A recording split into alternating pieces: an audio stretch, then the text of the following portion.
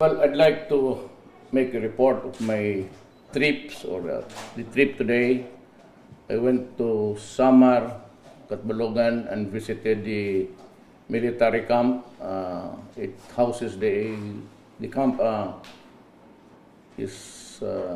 houses the 8th ID Division, Infantry Division of the Philippine Army. And, long hours, but I was able to talk to the men and also the officers. And we are doing well. Summer is getting prosperous, and we expect that with the lowering of the insurgency war, we might fully develop within the next few years. What is really needed now is to have peace in the land, and I am determined to get it, with or without the personalities that represents or who wanted some recognition in the past. So we're giving them the official blessing to be here or outside to talk with the government people. But let me just be very clear. I am not up to something like declaring another truce or ceasefire. And I have to see the two panels talking about peace. And maybe if they are willing, they want to address the ceasefire issue, they can go on. But I'll take my time, because I do not want a repeat of what happened. I really wanted just to show to them the good faith on the part of government by going ahead with the ceasefire on its own. By ourselves, we decided that it would be good if we have the ceasefire. But then something went astray. And I would like to repeat my request. It is not an order, because I cannot order the Communist Party of the Philippines. I am not a party member. But I would like to see a war, kung hindi naman talaga mapigilan, na stop using the landmines sa yung mga NPA. Yun na minsan pinaputok yung truck. This has happened in the past, many times, from outside of Davao City. Yung mga truck na sinasakyan ng mga sundalo, at per chance, ang problema dyan is yung mga civilian. And usually, yung mga pamilya ng mga sundalo, umuwi ng kampo, the Filipino soldier would like to have his family beside him. It is a matter of going out to the camp to declare a war there, some battle, but it does not really include killing family members or innocent persons. So, parang I am really talking to you with sincerity, because if you continue to use the landmines, I will withdraw from the talks, and there will be no ceasefire, and there will be war again. I am prepared for another 45 years.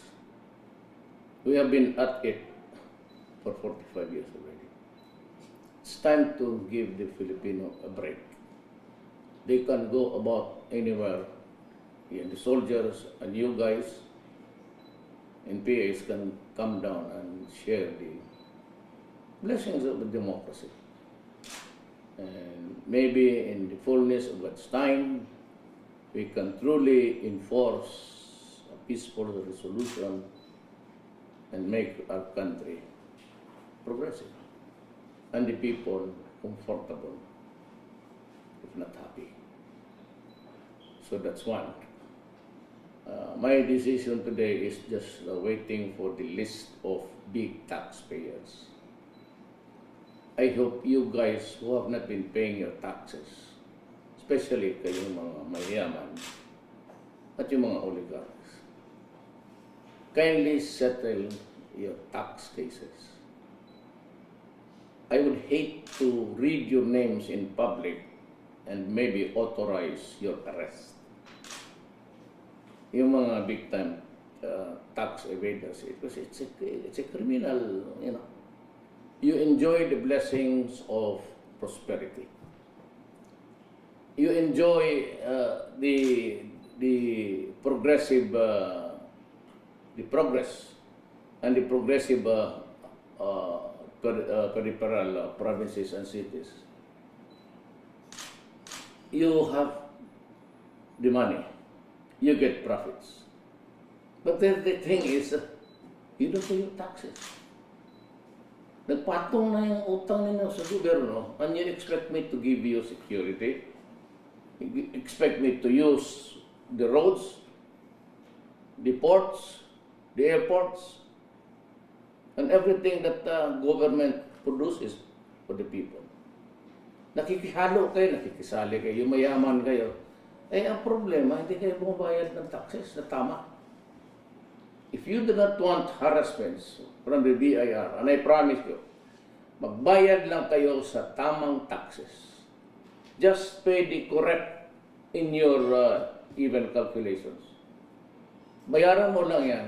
At I can assure you, no harassments at all for the rest of the year. For the rest of the year. I will not authorize BIR agents or people going to your business place mabukas, tapos tignan naman yung record. It will not happen during my presidency. Hindi ko talaga papayagan yan. Kilkil, tawag sa Visayan niya, extortion. Will not. And those people in the BIR now, I have faith in Cesar Bulay. Kayo, huwag kayong magkamali. Even a whisper. Ngayon, kung nasanay kayo noong past years, well and good. You are now comfortable with your whatever. Kwarta ninyo na sa Bisaya pa nakupras. Kinita ninyo. You have beautiful homes, cars, and everything. During my watch for 12 years, stop it. Customs, smuggling. Eh, nakikinig ako si Nick John Peldon because huwag mo lang pahirapan mo talaga. At kung tapon mo na lang sa dagat, ayaw maniwala sa'yo. But I said, graft and corruption has cut across our lives. If you people are getting richer every day, not paying their taxes at the expense of them. Kaya mga tao, every time they write, every time they go to the markets, every time that they buy even a pencil or a notebook, they pay the taxes. They pay also taxes indirectly. And yet sila yung naghihirap. Kayong nandyan na mayayaman, mga oligarchs. I will allow Dulay to look into your. And if not, then file the case correspondingly. Panahon na medyo may hindi naman itong pagbabago. A slight correction of our lives.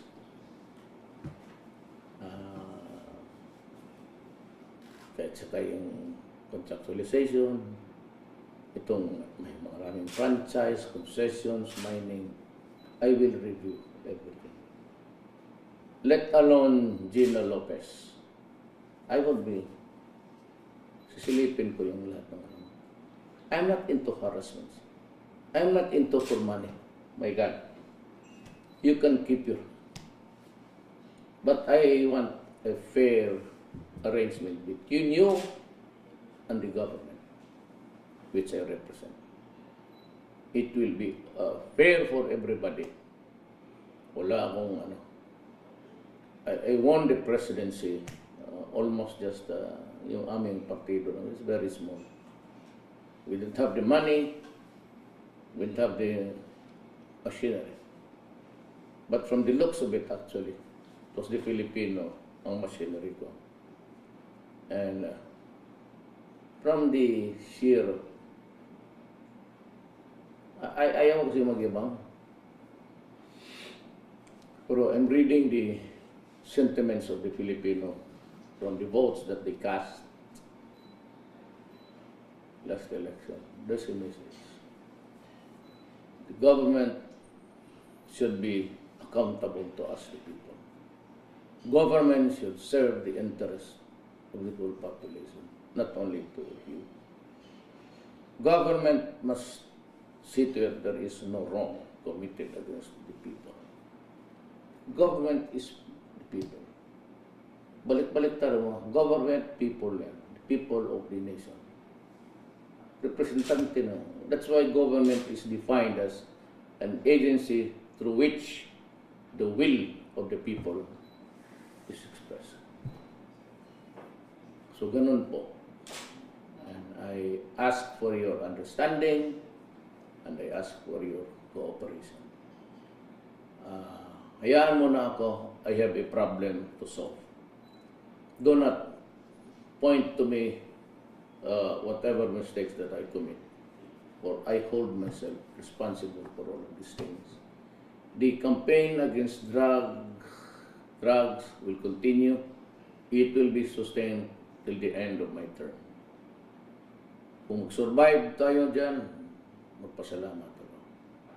Pag hindi ka nag-survive, o ako ang natapos, ganun. Just the same, the fervor will be there because it's part of nation building. This country cannot go if there's so much drugs, criminality, and corruption. It has to stop. Maraming salamat.